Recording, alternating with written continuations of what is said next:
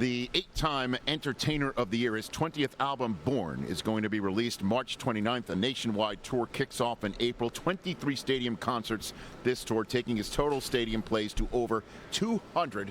The legendary Kenny Chesney here on the Rich Eisen Show. Now, that's crazy. I didn't even know that. You didn't know that? No. I'm informing you. I did not. Good to see you, man. Pleasure to see you. Thanks for having me. So, come on. Thanks for being here. All right, so let's just jump right into it. Okay. Your football team which is your football team? I grew up in Knoxville, Tennessee. Okay. So we didn't have a pro allegiance to anybody. All we had was Tennessee football. UT, right? Yeah, and that's how I grew up. And me and my father, my grandfather, we watched UT football religiously. Right. You know, so when Keith Jackson came to town, it was a big deal. Yeah. Right? Oh, yeah. So, but then you grow up and you start on the road and you become friends with people that, you know, Sean Payton's one of my best friends in the world. So he was here, by the way, hour one. Is that right? Yeah, and I love him. You know, I first met Sean when he was quarterbacks coach for the Giants. Yeah. And then he went to work with Parcells at Dallas. And then when he got the gig in New Orleans, we were already pretty good friends, and I bought a suite at the Superdome just so me and my father could go to the show. I mean, go to the games, and have something to do together, right? Mm-hmm. And God, it like to killed us. I mean, it was so much fun. I bet. Yeah. It was so much fun. One of the loudest stadiums I've ever been in, and I was in the Superdome with NFL Network the night that it reopened after Katrina. And the night where, you know, Steve Gleason blocked the punt. Now that's commemorated with a statue out in front. I've never heard a stadium. I'm getting goosebumps even talking about. Never heard a stadium that loud. It was so great, and what Sean did for that community and that team and those Drew teams. Brees too, and Drew Brees and all those guys. So it was such a fun moment of Sean's life, my life, you know. But it was a great thing. Like me and my father, you know, we didn't. Like a lot of sons and fathers probably don't have a lot in common, except sports, and especially football. And that was one of the reasons that I did that, you know. So for a long time, you know, we would go down to New Orleans, and we went to all the Super Bowl that Sean went to, and we had so much fun, man. So you adopted the Saints essentially through your friendship? Because we didn't have an allegiance at all. Right. And then and then I met Andy Reid when he was still coaching at Philadelphia. Sure. And so I'm really good friends with Andy, and you know, and I'm really proud that he gets to ring the bell. Try to ring the bell one more time. Well, I mean, what he is doing now with this team, and we talk about Mahomes' numbers and his championships. I mean, Andy Reid is now in the pantheon of Tom Landry, in the pantheon of Don Shula, and obviously Belichick is in front because of his tenure with Brady in New England. But Andy Reid's in this conversation, and it's not by accident. You know, it's not. I mean, of course, he has one of the best players on the planet. But if this was 1 or 2 years, you could say it was an act. But no, Andy Reid is a great football coach, great person, and I couldn't be prouder for him. And I imagine Peyton Manning is one of your guys too. Yeah, of course. I met Peyton when he was still in college at Tennessee. Right. You know, so Peyton and I have been friends a very long time. Peyton Manning used to, you know, before there was a social media presence in the world, and before everybody documented every single thing. Yeah. There was 2 summers where Peyton, it was like his rookie year with the Colts, and then the next year, he literally went out on the bus on tour with us, and on the bus for like a couple weekends, and we would have one extra guy on stage. He would be up there with a guitar, and the audience would be looking around, going, "Man, that guy looks familiar," you know. And then I would introduce him as Peyton Manning, and people would go crazy. That just shows you how different our social climate is now compared to then. It was a long time ago, but Peyton used to go out there on the road with us, and he wasn't even plugged in. Like, he had a guitar over his shoulder, you know. It was all in good fun, but he wasn't even plugged in. He wouldn't even change chords, you know. Like, we couldn't even fake it. Like, you know, you had to change a chord during a song, and Peyton would stay in the same spot the whole time. Everybody knew he wasn't plugged in. And for a guy who's known for changing plays, you know. That's right. You can't change chords. Yeah. He can't. He just kept it in one spot. No audibles when he's playing guitar. No. Oh my gosh, that is funny. Kenny Chesney is here on the Rich Eisen Show. So, who were your idols growing up? I had a lot. You know, I had my musical idols. Yeah, who were they? You know, I loved Bruce Springsteen. I just loved. But what's interesting is I didn't know the genius of him until I started trying to create my own songs and write songs. Right. So then you realize how hard that is, and how hard it is finding commonality with people. So for those reasons alone, I've always loved Bruce as a writer and what he gives of himself, which is everything up there on stage. Yeah. And that's where I went, okay, you're either going to try to do it like that or not do it at all. No kidding. Yeah. And so that's where we kind of, you see that. And when I first saw them, I couldn't believe it. Have you ever been able to express that too, Bruce? Yeah. That's what's so, you go out on the road, Rich, and you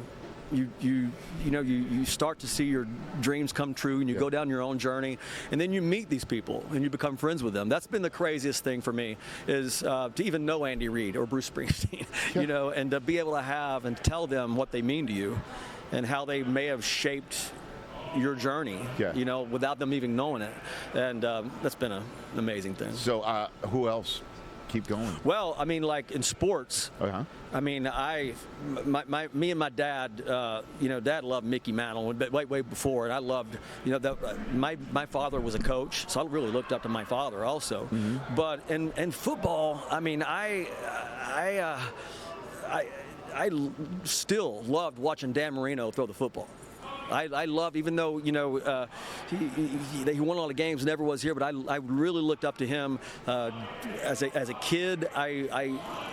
There was a guy that played, because he played at Tennessee and went to the Patriots. That's the reason that I really, as a kid, if I had a pro allegiance, it went to the Patriots, because there was a guy, I don't know if you remember, his name was Stanley Morgan. Of course. And Stanley Morgan played at Tennessee. Right? Yeah. And I loved him. We're number 21 at Tennessee, and then went to the Patriots. Yep. And so it was those things like that I just, my brain was everywhere with music and sports. You got to meet Brady? Did you ever? Oh yeah, I've met Tom a couple times, but it was later, and so I didn't really. Of course, he's you look up to Tom, but as a kid, I just had so many people that just took my imagination everywhere, Yeah. Kenny Chesney here on the Rich Eisen Show. Boys of the Fall. Multiple week #1 song, remains the quintessential anthem for high school football players and programs across America. Tell me about that one, Boys of the Fall. Boys of the Fall was, speaking of Sean Payton, was a song I put out, I think it was 2010? 2010. Yeah. It's right after the Saints won it. That's right. And so I reached out to Sean and I said, look, we're going to shoot this clip. We're going to shoot this video for Boys of the Fall. It's about high school football. Yeah. And it's just about the family of it all. I said, I want you to go to your high school, where you went. It was in Illinois somewhere. I forgot the name of the high school. But I want you to give a pregame speech to the team that you played for. Yeah. And it wasn't written. We didn't script anything. And to hear him give that pregame speech shows you why he is brilliant at what he does. Yeah. I mean, it was off the top of his head, and I was stunned at what he said. And if that don't get you ready to play football, nothing does. But Sean was a big part of that. And that led to us doing an actual 30-30-esque thing for ESPN called Boys of Fall, and it led to it. Rich, all of a sudden I found myself going and sitting in the homes of all these people like John Madden and Bobby Bowden and Nick Saban and talking about just the game. And that's what so the song was more than just a song. And Sean helped me do all that, right? Mm-hmm. So next thing, it was crazy. It was just such a huge chapter of my life, that song was. Do you have a prediction for the game, Kenny Chesney? Well, I saw a crazy stat this morning where Mahomes, when he's an underdog, it's some obscene number, his record. It's like 10-2. Not covering, but winning the game. Right. So it's just impossible to bet against them. I mean, I'm taking, is the line 2 today? I don't know. What is it, Chris? What's the line today? 2.5, so. It's hard. But just straight up, what do you think? I think Chiefs. They're just too hot of a team. And Andy Reid would be back-to-back? Yeah. Unbelievable. And that's 3 and 4. So I mean, that's just an unbelievable thing to, especially for someone that you're friends with, to know that they have left their mark on a game like that. My God. Do you know what Andy Reid's favorite song of yours is for him? Has he told you that? Well, he's done. I have my own radio station on Sirius XM called No Shoes Radio, and Andy Reid was actually a guest DJ on it once. And so he, as you would imagine, he goes on and on and on about Boys Will Fall and what it means to him. And so that, I'm pretty sure if you ask him, it's that. Dude, how cool is that? Yeah, that was really cool. Andy Reid is a guest DJ? He was a guest DJ on my radio station and did a hell of a job. I mean, it was I was impressed. Like what? He would lead. Would he hit the? No, you give him an hour. So let's just say if somebody does it, we'll have my guy. You know, you do it over. He'll either come to you, and it's not live. Yeah, that's sure. You do a bunch of stuff, and you edit it down, and so he talks about all of his favorite songs. He talks about what they play in the stadium pregame, about coming to shows of mine, and other people that he loves going to shows to, and he did a really incredible job. Long distance dedications as well. Yeah. Who did that? Casey Kasem. Casey Kasem. Oh my God! This one goes out. That's so funny.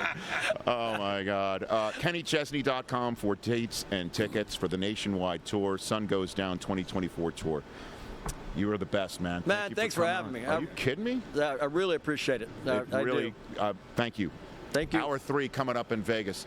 We're still here on the Roku channel. Honestly, when our guest list came out, your name just jumped off, and there are people here who are just like, listen, we're not really fanboys or fangirls, but I got to get a picture with fill in the blank. It was Kenny Chesney. It is you. You are. Well, come see us this summer sometime. Yeah. And you were a great dude, so you, I appreciate you for coming on. And are you wearing Jumpmans? Is that what He's you wearing got right Jordans. Yeah, I got my kicks. What are you talking about? Yeah. What you got on right now? Well, these are my Air Jordans here. Okay. These are 4s. Thank you. He's got my 4s on. Kenny. I got 1s on. He's got 2s. Because Sebastian Maniscalco was here earlier, and he said once you reach a certain age, you shouldn't wear Jordans anymore. But we took offense to that, and I'm glad you're here representing. There you go. They look These great. are brand new too. Kenny Cash, do you have a haiku? Do you still do haikus? Haikus? Yeah. Oh, how did you know that? How did I know that? Because we met years and years and years ago after a concert, and you told me that you were the master of the haiku, and you used to. There's a. I can't believe I told you my haiku story. You told me you told me a haiku. I don't remember there was this girl that I was trying to get to go out with me, right? Uh-huh.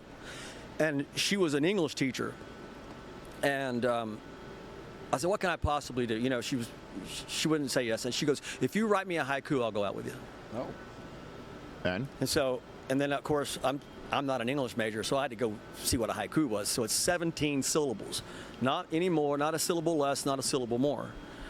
So I wrote this down and gave it to her, and she was stunned. So it goes, I cannot believe, were you? Yeah. Catch of the day, glass of Merlot. One feeds the body, one feeds the soul. Oh. 17 syllables. I gave it to her and she couldn't believe it. So the one syllable she said hopefully was yes, not no. Yes, it was. I can't believe you remember that story. I can't believe I told you. You're the best, Kenny Chesney. Thanks for coming on. Catch the Rich Eisen Show every single day on the Roku channel, 12 to 3 Eastern, for free.